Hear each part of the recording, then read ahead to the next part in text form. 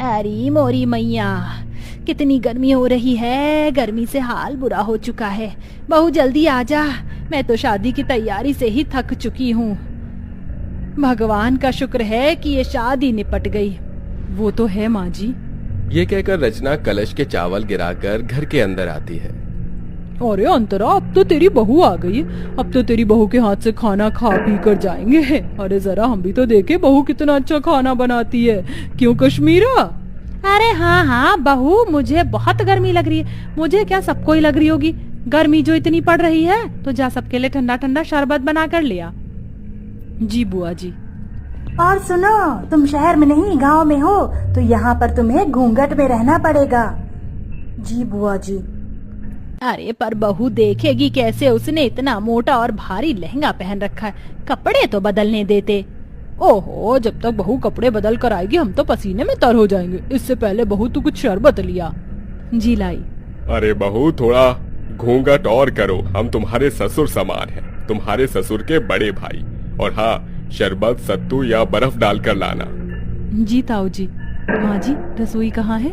अरे बहू, तुझे रसोई ढूंढने में कोई परेशानी कैसे हो सकती है? वो देख, तेरा ससुराल एक कमरे का है, इस एक कमरे के कोने में हमारी रसोई। वो देख, जा जाकर शरबत बना दे, सभी मेहमान इंतजार कर रहे हैं। इसका मतलब हमारे सारे रिश्तेदार यहीं रहेंगे, इस एक कमरे के ससुराल में? और कहाँ जाएंगे बहू? यहाँ पूरे में बिस्तर बिछा देंगे, सब यहीं लेट जाएंगे। हे भगवान, इतनी गर्मी में सारे लोग एक ही कमरे में कैसे रहेंगे? ऊपर से रसोई भी यहीं है, सारी गर्मी इधर ही आ जाएगी। ऊपर से मुझे ना कपड़े चेंज करने दे रहे, ना घूंघट हटाने दे रहे। मैं तो ऐसी गर्मी में पागल हो जाऊंगी। ये कैसी जगह शादी हो गई है मेरी। इतना कहकर दिल पर पत्थर रखकर उस एक कोने की रसोई में रचना बड़ी मुश्किल से घूंघट में शरबत बनाती है और एक एक करके सभी मेहमानों को शरबत देती है। अरे बहू, इतना सा ही शरबत बनाया था क्या? अरे जरा अपने घर के लोगों को तो देखो, सारे मेहमान हैं। जाओ और शरबत बनाकर लेकर आओ। जी अभी लाई। अरे अंतरा मामी, भूख भी लग रही है, अपनी बहू से कह दो कि थोड़ा कुछ खाने पीने को भी ले आए, सारे मेहमान भूखे बैठे हैं। हाँ विनोद बेटा, मैं अभी खाना बनवा देती हूँ, या बहू खाना भी बना ले। मुझे इतनी गर्मी लग रही है, ऐसा लहंगा पहनकर मैं खाना कैसे बना पाऊंगी? और यहाँ तो कोई कमरा भी नहीं है जहाँ मैं चेंज कर पाऊँ। इसीलिए तुझे मना कर रही हूँ, अभी सबको खाना दे दे, शांत होकर बैठ जाएंगे, तो तू अपने बाकी के काम निपटा लेना। जी माँ जी। बड़ी मुश्किल से रचना खाना बनाने के लिए लहंगे में बैठ पाती है। पूरी सब्जी बनाते बनाते उसे पसीने आने लगते हैं। हे भगवान, मैं तो थक गई। पता नहीं कैसे लोग हैं जो इस एक कमरे के ससुराल को समझ रखा है। और नहीं, बहू इन्हें नौकरानी लग रही है। आते ही नहीं बहू से कोई काम करवाता है क्या? अरे बहू, मेरे भतीजे का भूख से हाल बेहाल हो रहा है, जरा जल्दी खाना बना। बस माँ जी, पूरी प्लेट में लगा रही हूँ। मुझे क्या रोबोट समझ रखा है?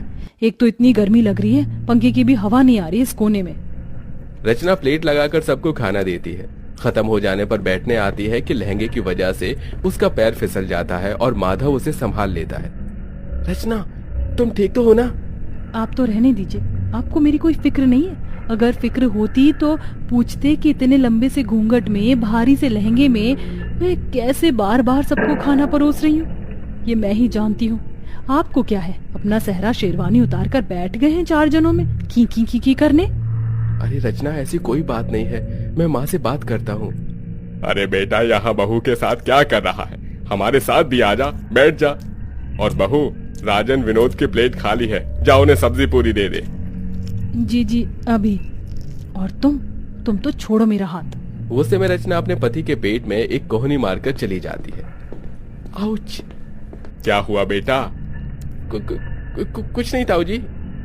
फिर सबको खाना देने के बाद रचना थक जाती है और बैठे बैठे सो जाती है। उसे देख कश्मीरा जगाने जाती है तो माधव मना कर देता है। बुआ जी, उसे उठाइएगा मत, बेचारी गृह प्रवेश के बाद से ही सबको खाना दे रही है, एक पल के लिए भी बैठी नहीं है।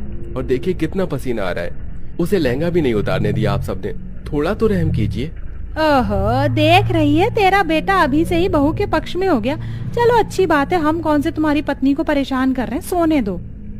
माधव पास के बिस्तर पर उसे सुला देता है और एक पर्दा डाल देता है, जिससे सारे बड़े बुजुर्ग रिश्तेदार उसे ना देखें। ऐसे ही शाम हो जाती है। रचना अपने कपड़े बदलकर आराम से बैठी थी कि मौसिया सास सुधा उसके पास आती है। अरे बहू, तुझे कितनी बार बताऊं घूंघट करके रख, तेरे किसी भी सास ससुर ने देख लिया तुझे तो गजब हो जाएगा। नई बहू को पर्दे में ही रहना चाहिए, समझी? अब जा जाकर चाय बना। मैं चाय तो बना दूंगी, पर मैं तो पहले इस तरफ बैठी हूँ ना, मुझे कोई भी नहीं देख सकता, तो थोड़ी देर घूंघट ऊपर कर लूंगी तो क्या हो जाएगा। मुझे भी गर्मी लग रही है, और ऐसा तो है नहीं किसी ने मेरी शक्ल नहीं देखी, सबने शादी में मुझे देखा है। देख ले अंतरा, देख ले तेरी बहू कैसे अभी से ही जबान लड़ा रही है। अरे मैं तो मौसी हूँ, मुझे इस बात का बुरा नहीं लगेगा, लेकिन कोई और होता तो तौबा तौबा तौबा। छोड़ ना सुधा, ऐसी बात नहीं करते, जा सबके लिए चाय नाश्ता लेकर आ। ये बोलते ही रचना घूंघट करके फिर से गर्मी में सबके लिए चाय बनाती है। अब इतने सारे मेहमान थे, हर कोई थोड़ी थोड़ी देर बाद अपने खाने पीने की फरमाइश कर रहा था। ऊपर से हल्की साड़ी पहनने पर विनोद कहता है, देखो रचना, मैं तुम्हारे जेठ की तरह हूँ और अभी तुम्हारी नई शादी हुई है, इसलिए बता रहा हूँ इतनी हल्की साड़ी मत पहनो। जो नई नवेली दुल्हन हो तो थोड़ी भारी साड़ी पहनो। भाई साहब, गर्मी लग रही है इसलिए मैंने थोड़ी हल्की साड़ी पहनाई है। कोई बात नहीं, थोड़ा बर्दाश्त करो और अपने हाथ के पकौड़े भी बनाकर खिला दो। फिर कहाँ मैं बार बार आने बैठ रहा हूँ, मुझे तो आगरा ही चले जाना है। अब मेरा भेजा फ्राई हो रहा है, शादी करके पछता रही हूँ। इससे पहले ही बढ़िया थी मैं जब जीन्स टॉप पहनकर विदाउट कोई घूंघट के इधर उधर रहती थी, पर इन बड़े लोगों ने तो मेरा जीना हराम कर दिया। ऊपर से इतना छोटा ससुराल है, हर जगह कोई ना कोई बैठा है। सच में कमरे के ससुराल को होटल समझ लिया है, जाने का नाम ही नहीं ले रहा। जब से आए बहू ये, जब से आए बहू वो। जी भाई साहब, लाई अभी पकौड़े। इतना कहकर रचना फिर से चूल्हा जलाकर गर्मी में बैठकर पकौड़े बनाती है। उस चूल्हे का धुआं और गर्माई सीधे रचना के मुंह पर लग रही थी। बस अब मुझे और नहीं होगा, मैं पागल हो जाऊंगी इस गर्मी में, थोड़ी देर बाहर चली जाती हूँ। पकौड़े उतार कर वो थोड़ा बाहर जाकर हवा लेते हैं। भले ही बाहर गर्मी सही, लेकिन उतनी भभक तो नहीं है जितना अंदर एक कमरे में है। भगवान जाने कैसे आलसी जानवर की तरह सब एक साथ अंदर हैं। ये भी नहीं कि अपने घर चले जाएं। अरे सर, सुकून तो अपने घर पर ही होता है, लेकिन यहाँ के रिश्तेदार बड़े मक्खी की तरह हैं जो गुड़ से चिपक जाते। एक काम करती हूँ, फ्रिज के ठंडे पानी से मुंह धोकर अंदर चली जाती हूँ, वरना सब बोलेंगे। फिर रचना ठंडे पानी से मुंह धोकर फिर सबके काम करने लगती है। ऐसे ही 4 दिन से हफ्ता और हफ्ते से 2 हफ्ते हो जाते हैं, लेकिन मेहमान जाने का नाम नहीं लेते। उन्होंने नई बहू को गर्मी में बिल्कुल काम करवाकर परेशान कर दिया था। ऐसे में रचना की हालत बहुत खराब हो जाती है, क्योंकि वो बेचारी खुद भी खा पी नहीं पाती है। पति से अपनी परेशानी बताती है, लेकिन वो नजरअंदाज कर देता है। बहू एक दिन गर्मी में कपड़े सुखाते सुखाते बेहोश हो जाती है। माधव फौरन डॉक्टर को घर पर बुलाता है, तो डॉक्टर बताता है, देखिए, गर्मी में इनकी हालत बहुत डाउन हो चुकी है। और इतनी मोटी साड़ी क्यों पहनी है आप लोगों ने? आप जून जुलाई की गर्मी से वाकिफ नहीं है क्या? और इतने सारे लोग क्यों हैं? यहाँ पर मरीज के पास ज्यादा लोग रहने से और घबराहट पैदा होती है। देखिए माधव जी, हो सके तो थोड़ा रेस्ट करने वाला एनवायरनमेंट प्रोवाइड करवा दो तो बेहतर होगा। जी डॉक्टर। ये सब इसी वजह से हो रहा होगा। बहू ने मुझे बोला था कि उसे परेशानी हो रही है, फिर भी मैंने इसकी एक नहीं सुनी।